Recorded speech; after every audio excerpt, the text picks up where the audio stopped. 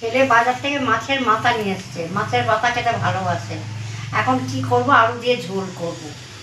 মাছের মাথা দিয়ে অনেক কিছু খাওয়া যায়, অনেক রকম করে খাওয়া যায়, কিন্তু আমি এটা ঝোল করব। আর কী দিয়ে কী করবো আপনারা দেখবেন।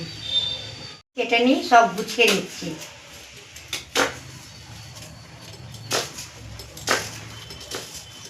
মা পেঁয়াজ কাটে একটু মোটা মোটা হয়ে যায় মায়ের পেঁয়াজ কাটাটা। আমার সরু হয় না, সরু কাটতে পারি আমি, আমার হাতটা প্রবলেমের জন্য হয় না। হ্যাঁ, এই দেখো আলুটা কীভাবে কেটেছি, দেখুন এইভাবেই কেটেছি।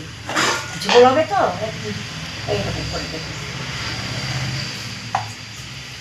তো পেঁয়াজটা আমায় দাও না, আমি কেটে দিই। তুমি কেটে দাও, সরু করে কেটে দাও। ঠিক আছে, পেঁয়াজটা কেটে দিই। হ্যাঁ, মা চলে গেছে ওই ঘরে, এখন বৌদি কাটছে টমেটো, আর আমি পেঁয়াজটা কেটে দিলাম। পেঁয়াজটা দেখুন কীরকম কেটেছি, একদম পাতলা।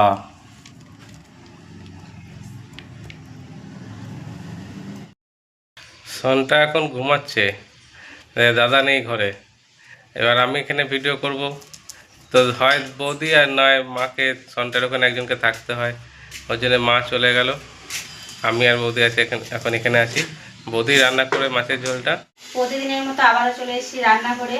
আর আপনাদের যদি কোথাও যাওয়ার তাড়া থাকে, আপনারা কম সময়ের মধ্যে কিভাবে রান্নাটা করবেন, সেই রান্নাটাই আমি আজকে আপনাদেরকে দেখাবো। আপনারা শুরু থেকে শেষ অবধি দেখবেন, খুব ভালো লাগবে দেখতে। বাজার থেকে দেখুন ভাই মাছের মাথা নিয়ে এসছে, আর কালকে 2 পিস মাছ ছিল, ওটা ওর মধ্যেই দিয়ে রান্না হবে। তো প্রথমে মাছগুলোকে আমি মাছের মাথাগুলোকে ভেজে নেব। প্রথমে নুন হলুদ মাখিয়ে দেবো।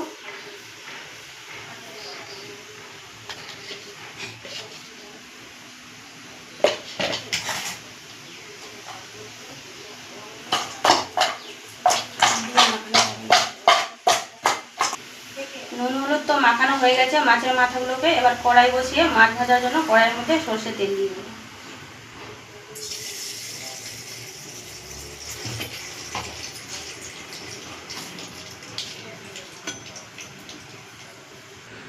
তেল গরম হয়ে গেছে, এবার মাছগুলোকে ছেড়ে দেবো।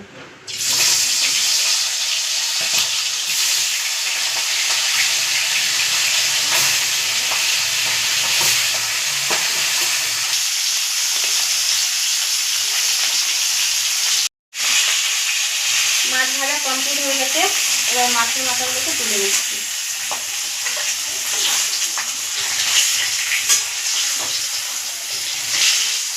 আর মাছের মাথাগুলোর সাইজ দেখুন কত বড় বড়।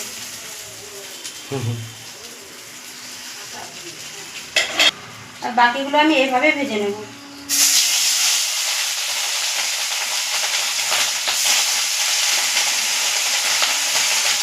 মাছের মাথাও সাংঘাতিক ছোটো। মাছের মাথা ফোটে তো বাবা। আর মা তো সব কেটে রেডি করে দিয়েছে, আলুগুলো কেটে রেডি করে দিয়েছে, আমি পরিষ্কার করে দিয়ে নিয়েছি। আর মাছ ভাজতে ভাজতে আমি আলুগুলোকে কুকারের মধ্যে 1 সিটি দিয়ে দেবো, তাহলে রান্নাটা আমার তাড়াতাড়ি হবে।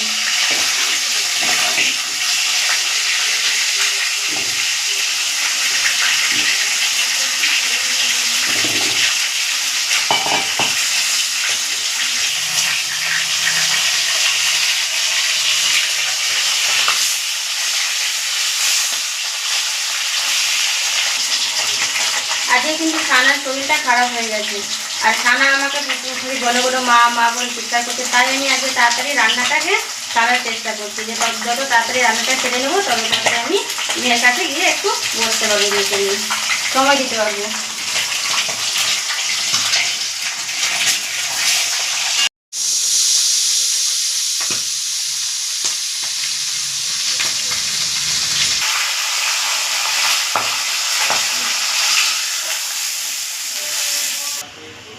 মাছ ভাজা তেল কড়াইয়ের মধ্যে আছে, আমি আরো অল্প পরিমাণে তেলটা দিয়ে দেবো। তেলের মধ্যে গোটা জিরে আর গোটা শুকনো লঙ্কা দিয়ে দেবো। তারপরে পেঁয়াজ কুচি দেবো। আর পেঁয়াজ কুচি দেখুন কীভাবে কেটেছে, ক্যামেরাম্যান কেটেছে, কিন্তু পেঁয়াজ কুচি এত ঝিরিঝিরি করে কেটেছে যে ওর হাতটাই কেটে গেছে।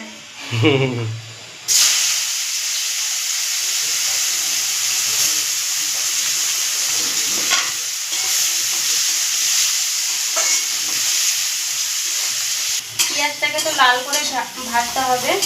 আর এই রান্নাটাতে আমি রসুন দেবো না, রসুন ছাড়াই রান্না করব।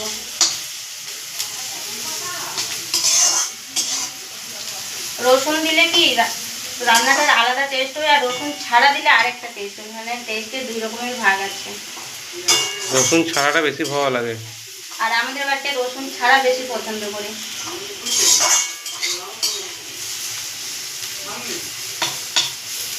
পেঁয়াজটাকে দেখুন লাল করে ভেজে নিয়েছি। এবার আমি মশলা দেবো। মশলাতে পেস্ট করে রাখা আছে আদা, কাঁচা লঙ্কা আর ধনে জিরে।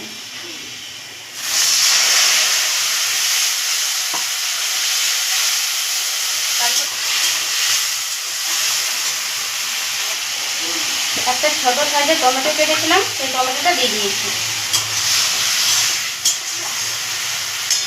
এবার আমি পরিমাণ মতো নুন দেবো, লঙ্কা গুঁড়ো, হলুদ গুঁড়ো আর কাশ্মীরি লঙ্কা গুঁড়ো পালা দিয়ে দেবো।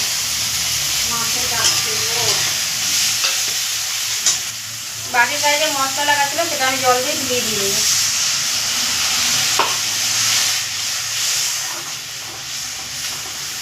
এটা যেহেতু রসুন নেই, বেশি কষানো যাবে না, হালকা করে কষিয়ে জল দিয়ে দেবো। মশলাটাকে আর বেশি কষাবো না, এবার আমি পরিমাণ মতো জল দিয়ে দেবো।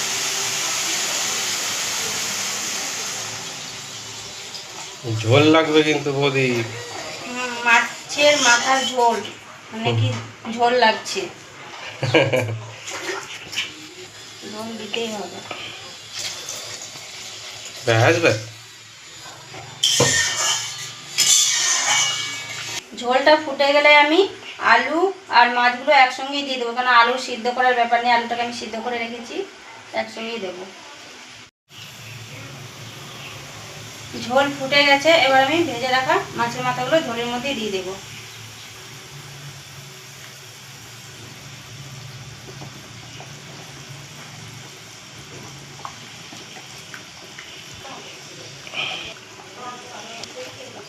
এবার আমি সিদ্ধ করা আলুগুলো দিয়ে দেবো।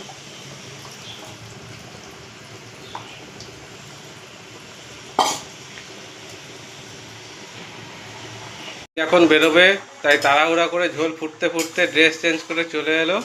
আর এদিকে রান্নাও হয়ে গেছে, রান্নাও কমপ্লিট। ঝোলের মধ্যে আমি মাছ আলুগুলোকে দিয়ে আমি রেডি হতে চলে গেছিলাম। এবার রেডি হয়ে এসে আমার রান্নাটা হয়ে গেছে। এবার আমাদের রান্নাগুলো যদি আপনাদের ভালো লেগে থাকে অবশ্যই লাইক, কমেন্ট, শেয়ার করবেন আর সাবস্ক্রাইবটা অবশ্যই করে দেবেন। ভালো থাকবেন, সুস্থ থাকবেন, দেখা হচ্ছে আবার পরের দিন। টাটা।